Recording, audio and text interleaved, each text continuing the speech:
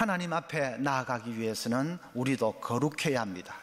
죄를 가지고는 하나님 앞에 나아갈 수 없습니다.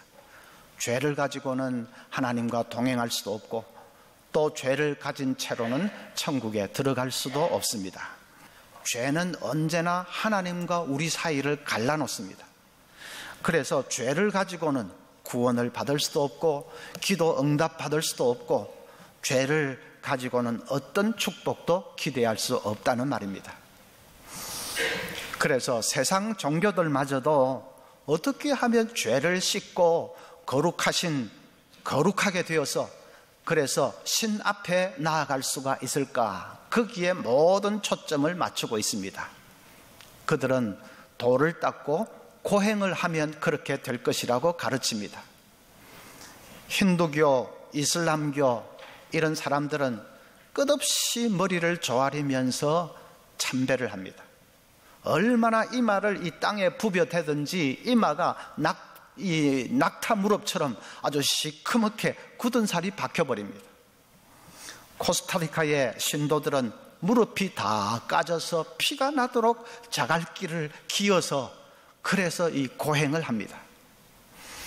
라코타라는 인디안 족속의 남자들은 젖꼭지에다가 이 독수리 발톱을 묶어가지고 그 줄을 나무에 매답니다.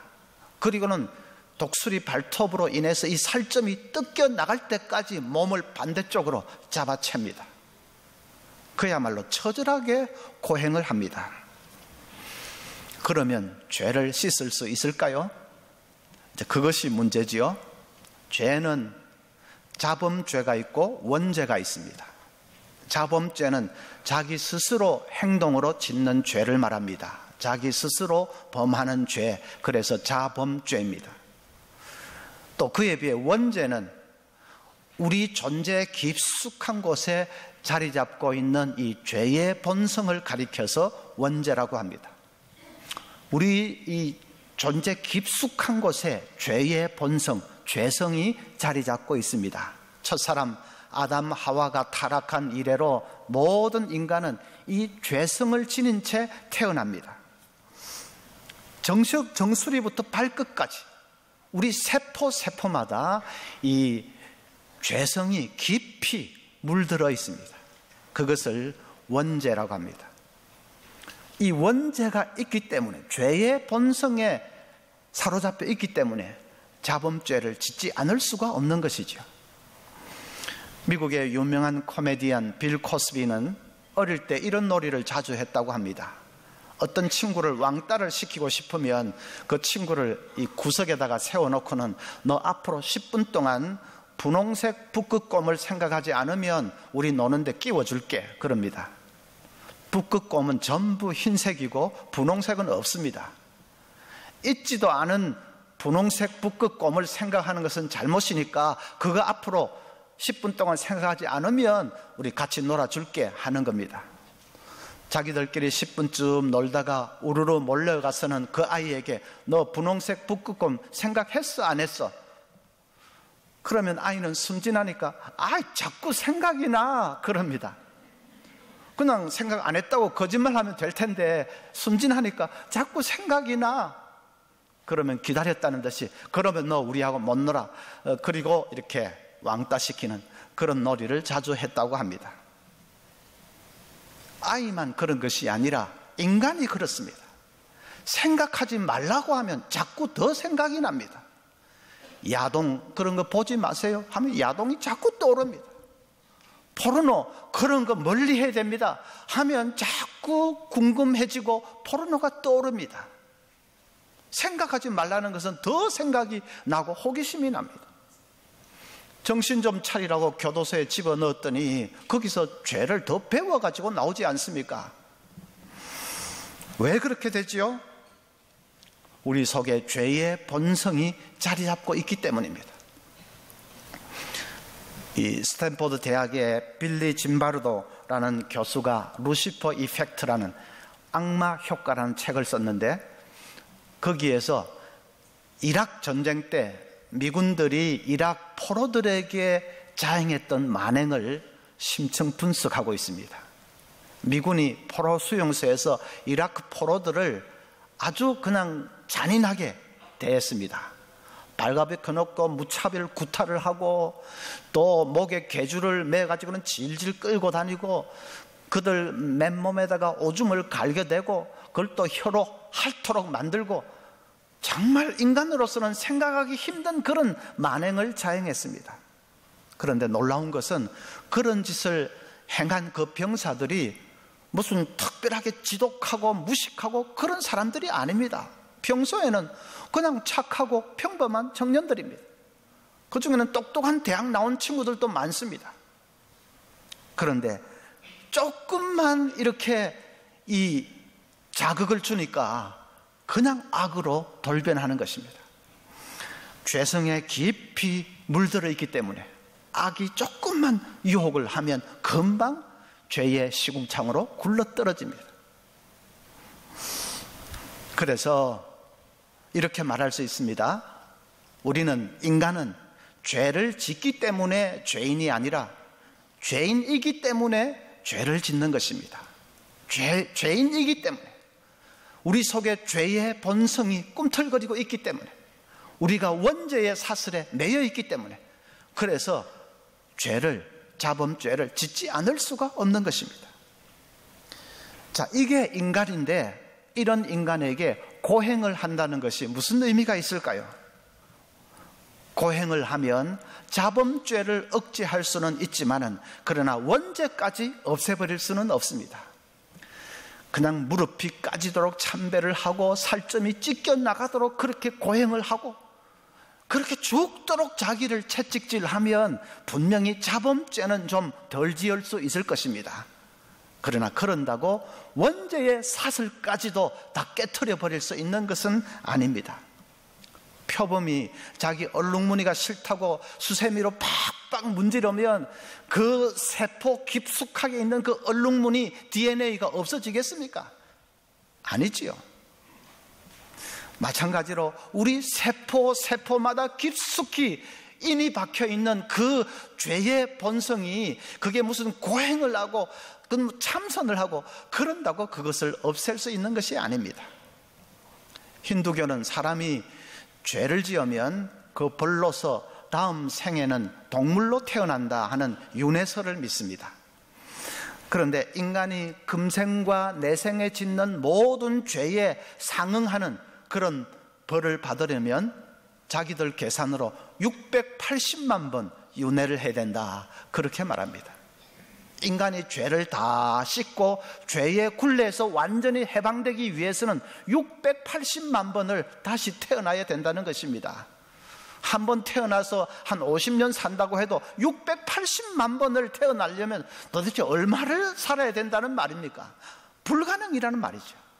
힌두교도 인간이 자기 힘으로 죄의 사슬에서 해방되기는 불가능하다는 것을 인정을 하는 것입니다. 하나님이 이런 인간을 불쌍히 여기셨습니다. 죄에서 벗어나서 구원의 자리에 이르기를 원하지만은 그러나 자기 힘으로는 어찌할 수 없는 이 인생을 하나님이 불쌍히 여기셨습니다. 그래서 하나님은 이 땅에 그 어느 누구도 생각지 못한 방법을 꺼내 드셨습니다.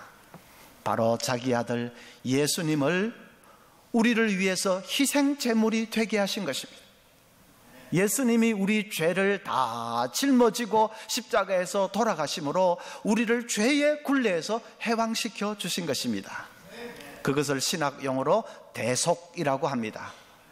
죄를 대신 속함받게 해준다, 그것이 이제 대속입니다. 예수님이 희생 제물이 되셔서 우리를 대속해 주셨습니다. 로마서 8장 1절부터 보면, 그러므로 이제 그리스도 예수 안에 있는 자에게는 결코 정죄함이 없나니 이는 그리스도 예수 안에 있는 생명의 성령의 법이 죄와 사망의 법에서 너를 해방하였습니다. 예수님이 우리를 죄와 사망의 결박에서 영원히 해방시켜 주셨다는 말입니다. 고행으로도 참선으로도 할 수 없었던 그 일을 예수님께서 해 주셨습니다. 어떤 인간의 노력으로도 씻어낼 수 없던 그 깊이 뿌리 박혀 있는 죄의 DNA를 예수님이 보혈로서 십자가 보혈로서 깨끗하게 씻어주신 것입니다. 여러분 믿으십니까? 불교의 성철 스님은 엄청난 고행을 한 분입니다. 기거하는 곳에 철조망을 쳐놓고 아무도 만나지 않고 혼자서 살면서 고행을 했습니다. 16년 동안을 쌀가루, 솔잎가루만 먹고 살았고 8년 동안을 장좌불화를 했습니다. 장좌불화는 한순간도 눕지 않고 꼿꼿이 앉은 채 참선을 하는 것입니다. 8년 동안을 그렇게 했습니다. 그렇게 죄를 씻고 구원받을 수 있는 그 길을 찾고 찾았는데 마지막 임종 때 그분이 뭐라고 유언을 했는지 아십니까? 그분에게 딸이 한 사람 있는데 불필스님이라는 딸인데 그 딸에게 이런 유언을 했습니다. 내 죄는 산보다 높고 바다보다 깊은데 내 어찌 감당하랴. 내가 80년 동안 포교한 것이 헛것이로다. 우리는 구원이 없다. 죄값을 해결할 자가 없기 때문이다. 딸 피리와 54년을 단절하고 살았는데 죽을 임종시에 찾게 되었다. 내가 잘못했다.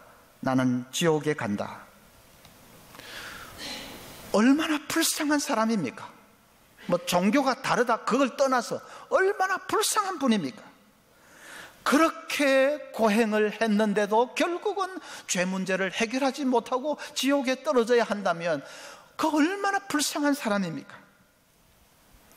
여러분, 장좌불화 아니라 그 어떤 것으로도 인간의 노력은 이 죄의 굴레에서 노임받을 수가 없습니다. 오직 예수 그리스도만이 우리를 대속해 줄 수 있습니다.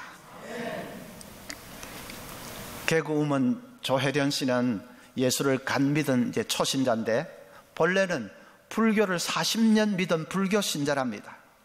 남편이 하도 교회 한 번만 가자고 졸라대서 그래 딱 한 번만이다 하고 마지못해서 따라 나섰습니다. 성경을 처음 펼쳤는데 출애굽기가 나옵니다. 출애굽기 뭘 굽는다는 말이야? 에베소서 에베라는 말인가? 갈라디아 남편하고 갈라서라는 말인가? 엽기라는 말인가? 성경을 펴놓고도 개그 소재만 생각했다고 합니다. 그런데 새신자반 공부를 다 마치고 영접 기도를 하는데 자기도 모르게 눈물이 쏟아지면서 아멘 했습니다. 마음이 너무 평안해졌습니다. 40년 동안 불교를 믿으면서도 마음의 평안을 찾지 못했습니다. 인간 스스로가 돌을 닦아서 구원을 얻는다 하는 그 교리가 늘 허전했습니다. 그런데 그게 아니고 이제 교회에 와보니까 그게 아니고 예수님의 대속을 믿기만 하면 된다고 하니까 그러니까 그거 믿고 너무나도 마음이 평안해졌습니다. 그분이 이렇게 말했습니다. 기독교 신앙은 참 신기한 것 같아요. 예수님을 믿으면 되니 말입니다. 정말 마음이 평안합니다. 욕심 많던 제 눈빛이 예수님 영접하고 온순해졌다는 말을 많이 들어요. 정말로 삶이 완전히 변했습니다. 전에는 인기가 떨어지면 어떻게 하나 늘 좌불안석이었는데 이제 그 모든 것 주님께 다 맡겨버렸습니다. 다 맡겨버리고 그저 자기는 힘들고 어려운 사람들에게 웃음을 선사해주는 그 사명만 잘 감당하면 되니까 그러니까 너무 마음이 평안하고 행복하다는 것입니다. 혹시 이 자리에 새신자 분들이 계시다면 여러분 마음문을 활짝 열고 예수님의 대속을 받아들일 수 있기를 바랍니다. 태평양 바다에 둥둥 떠있는 빈병도 뚜껑이 닫혀 있으면 바닷물이 한 방울도 들어갈 수 없습니다. 사방이 바닷물이지만은 뚜껑을 열지 않으면 바닷물은 한 방울도 들어가지 못합니다. 마찬가지로 예수님의 대속의 은혜가 강물처럼 흐르고 있어도 우리가 마음문을 딱 닫고 있으면 한 방울도 그 은혜를 받을 수가 없습니다.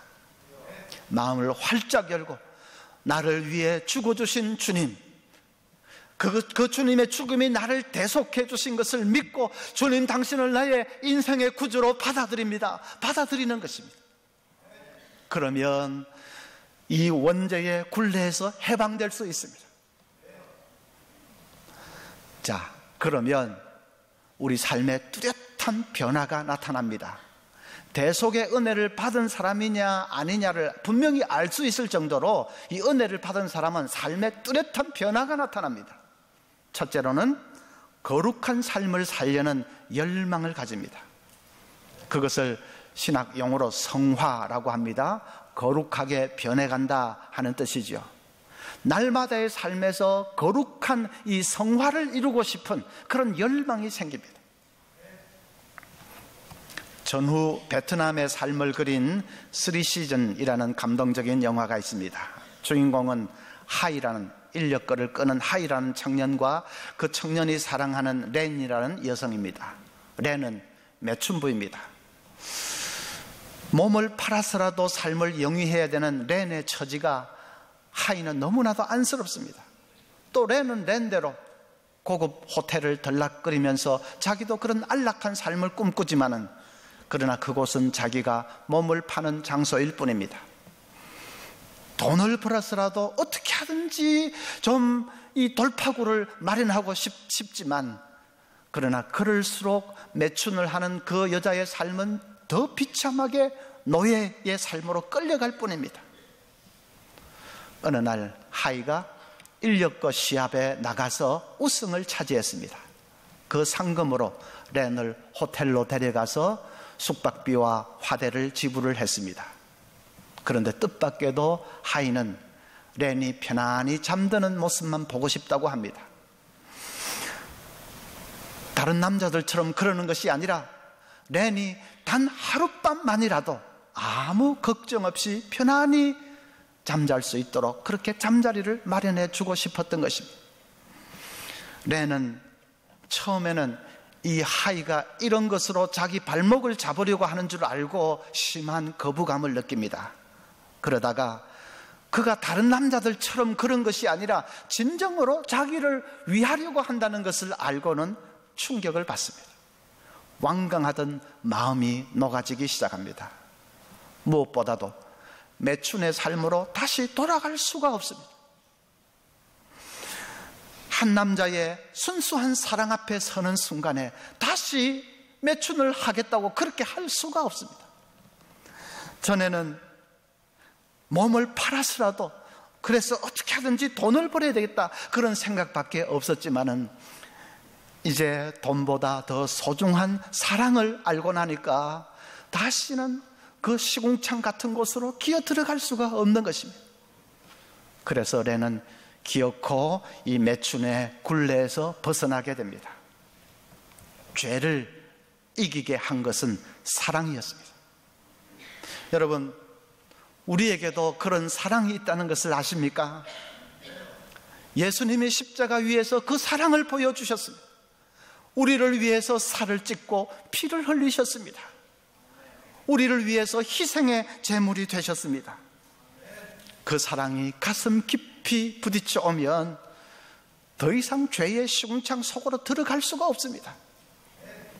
그래서 여러분, 유혹이 다가올 때마다 십자가를 똑바로 바라보십시오.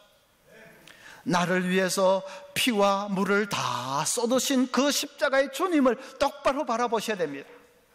내가 목마르다고 신음하시며 고통하시는 그 주님을 똑바로 바라보십시오. 그러면 눈물이 납니다. 주님, 나를 위해서 그 무서운 고난을 한 몸에 다 받으셨습니까? 눈물이 납니다.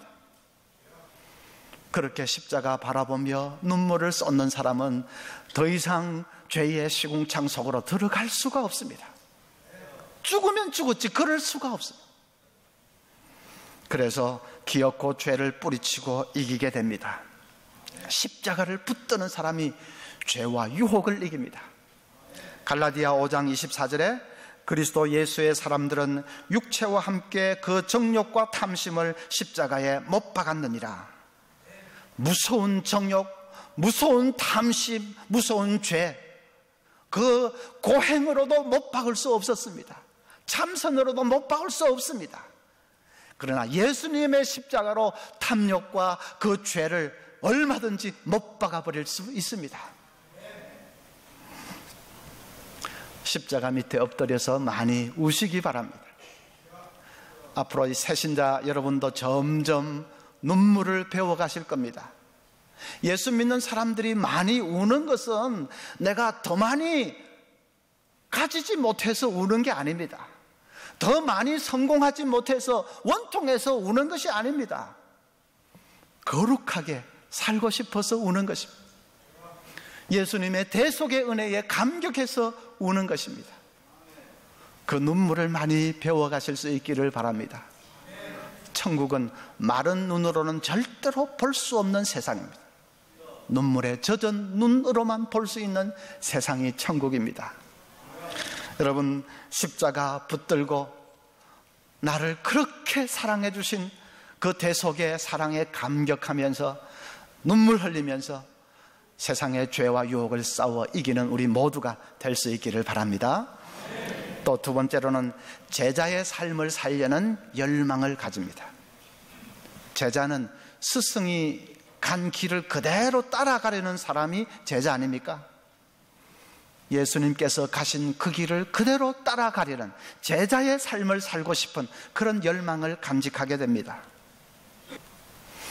예수님의 제자로 살고 싶은 것이죠.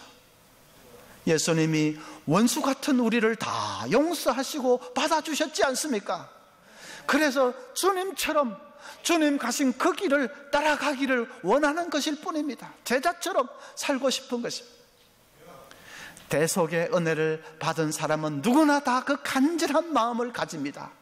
예수님처럼 살고 싶어 합니다. 예수님 가신 그 길을 가고 싶어 합니다. 예수님처럼 사랑하고 예수님처럼 용서하고 예수님처럼 희생하기를 갈망하게 됩니다.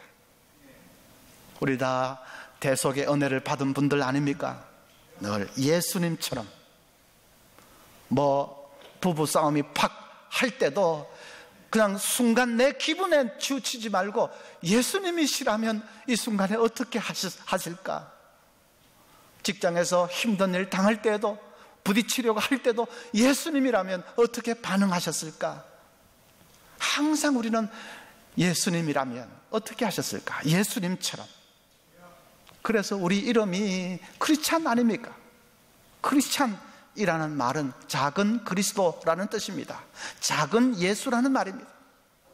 내 이름이 작은 예수인데, 그래서 언제나 예수님 가신 그 길을 따라가기를 원합니다. 제자로서 살기를 원합니다. 그것이 우리의 간절한 소원이 되어야 합니다. 사랑에도 그래서 단계가 있습니다. 신앙이 어릴 때는 나를 위해서 하나님을 사랑합니다. 나의 행복을 위해서, 또 내가 성공하기 위해서 하나님이 필요하고, 그래서 나를 위해서 하나님을 사랑합니다. 신앙이 깊어지면 하나님을 위해서 하나님을 사랑하게 됩니다. 어떻게 하든지 하나님의 영광 위해서 살고 싶고 하나님께 기쁨 드리는 삶을 살고 싶고, 그래서 하나님을 위해서 하나님을 사랑합니다. 신앙이 더 깊어지면, 제자가 되면 하나님을 위해서 이웃을 사랑하게 됩니다. 이웃을 사랑하는 것이 하나님 뜻인 것을 알기 때문에, 이웃을 사랑하는 그것을 하나님이 제일 기뻐하시는 것을 알기 때문에, 그래서 내가 하나님을 사랑하기 때문에 이웃을 사랑하게 됩니다. 여러분, 어떤 단계에 있으십니까? 나를 위해서 하나님을 사랑합니까? 하나님을 위해서 하나님을 사랑합니까? 하나님을 위해서 이웃을 사랑하십니까? 오늘 우리 모든 성도들이 예수님의 이 피 묻은 십자가를 꼭 붙들고 죄의 유혹을 싸워서 이기는 거룩한 사람들 되시기를 바랍니다. 우리의 모든 소원은 오직 예수님처럼 사는 것, 예수님처럼. 그래서 예수님 가신 그 길을 따라가는 제자로서 우리 모두가 살아드릴 수 있기를 간절히 소원합니다.